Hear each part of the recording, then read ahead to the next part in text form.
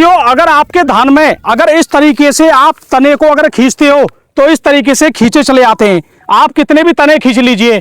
तो ये समस्या क्या है, कहीं आपके खेत में तना छेदक तो नहीं आ गया है। लेकिन बात यह है, इस समय आप दूसरा यूरिया खाद डालने जा रहे हो तो भाई रुक जाइए, क्योंकि ये समस्या इतनी गंभीर है कि दूसरे यूरिया खाद में आप जो भी डालने वाले हो उससे भी ये समस्या दूर नहीं होगी। इससे नुकसान आपका 30 से 40% तक हो सकता है। आप यहां पर देखिए स्टेम बोरर ऐसा आ चुका है। तो भाई सबसे बड़ी बात एक और है कि आप इसको पहचाने कैसे, इसको किस तरीके से रोकें, यह भी मैं आपको बताऊंगा। और इसमें 2 पॉइंट वाली बात यह बताऊंगा कि अगर आप यूरिया दूसरा डालना चाह रहे हो तो इसमें मिलाकर क्या डालें जिससे तना छेदक बिल्कुल खत्म हो जाए। और दूसरी बात यह है कि आप अगर दूसरा यूरिया खाद डालने में अभी देरी कर रहे हो लेकिन आपके में ये समस्या बन गई है, तो बिना यूरिया के इसमें ऐसा क्या डालें जो ये पूरी तरह सिर्फ 4 घंटे में ही रुक जाए। तो सबसे पहली समस्या है इस तना छेदक में, आप देखोगे सबसे बड़ी इसकी पहचान ये है कि जब इसके तने खींचते हो तो ये ऊपर से तो आपको ये हरा दिखाई देता है, लेकिन इसकी जड़ के पास में ये जो तना है यहां से ये कटा हुआ आपको दिख जाएगा। जैसे कि आप देख पा रहे हो, यहां पे बड़े ध्यान से आप देखिए, इस तरीके से आपको कटा हुआ दिखेगा। लेकिन अगर यहां पे आप ध्यान से देखोगे तो आपके पौधे में इस तरीके से सुंडी दिखेगी, जैसे आप ये देख रहे हो, ये देखिए आप, ये आपको जो सुंडी दिख रही है ये दोस्तों है तना छेदक। लेकिन कुछ पौधे ऐसे होते हैं अगर दीमक आ गई है तो आपकी जड़ काट देती है, तो आप खींचोगे वो भी खिंचाता है, लेकिन तना छेदक में आपको ये नीचे सुंडी दिखेगी। ये बात आप ध्यान रखना, ये जरूरी है ये देखना। अब किसान भाइयों, सबसे बड़ी समस्या ये है कि आपको इसको अर्जेंट में रोकना है। यानी अगर आप दूसरा खाद डालने जा रहे हो उसके लिए तो बहुत अच्छा उपाय है, खाद में मिलाकर आप डाल सकते हो, लेकिन आपको इस समय अर्जेंट में रोकना है। अगर आप 4 दिन भी घूम गए, 4 दिन भी अगर आपने इसको नजरअंदाज कर दिया तो 30 से 40% पैदावार में ये वाली नुकसान होना तय है। इसके लिए 2 तरीके हैं। पहला तरीका खाद में डालकर आप दे सकते हो, दूसरा तरीका स्प्रे में भी इसे रोक सकते हो। अब काफी किसान भाई ये कह रहे हैं कि भाई अभी तो मैं खाद डालने में मुझे अभी 10 दिन का टाइम लगेगा, लेकिन मेरे खेत में इस तरह के तने सूख रहे हैं, अब मैं क्या लगाऊं इसमें।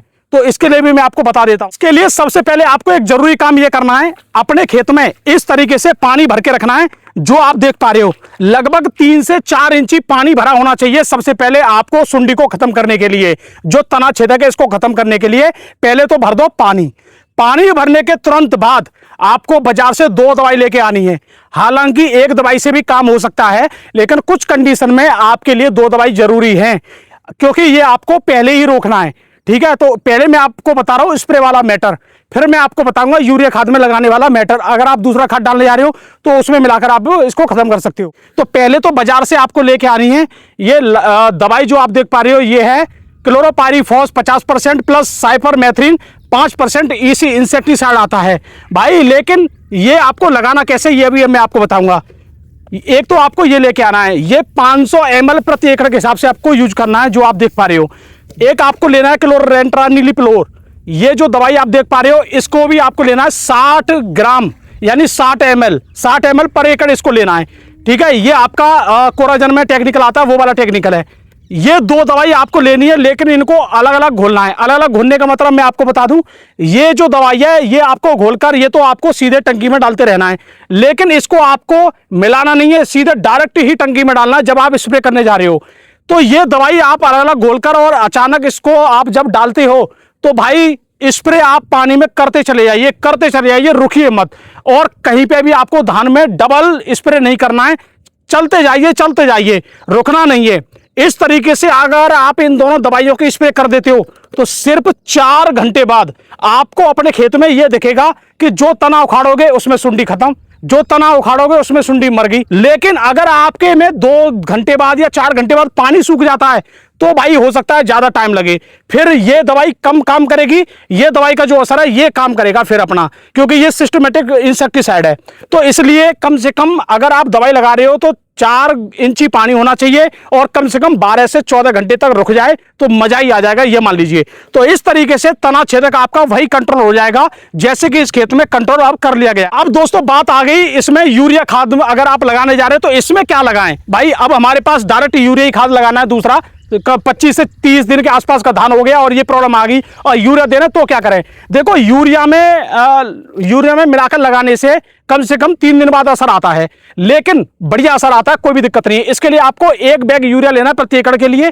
उसके साथ में आपको दानेदार फॉर्म में थायमोथक्सम कॉम्बिनेशन के साथ में क्लोरेंटिफ्लोर वाला जो टेक्निकल है, यानी ये जो फर्टिला वगैरह इनमें आपको देखने को मिल जाएगा, ये जो 2 कॉम्बिनेशन वाले जो टेक्निकल हैं ये आपको देखने को मिल जाएंगे बाजार में।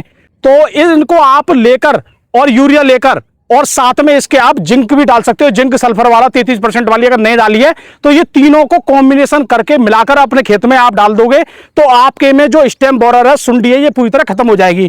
काफी लोग क्या करते हैं, इसके लिए अलग अलग दवाइयां लाते हैं, भाई वो दवाई फिर काम नहीं करेंगी। ये दवाई अपने आप में बहुत बेहतरीन काम करती है।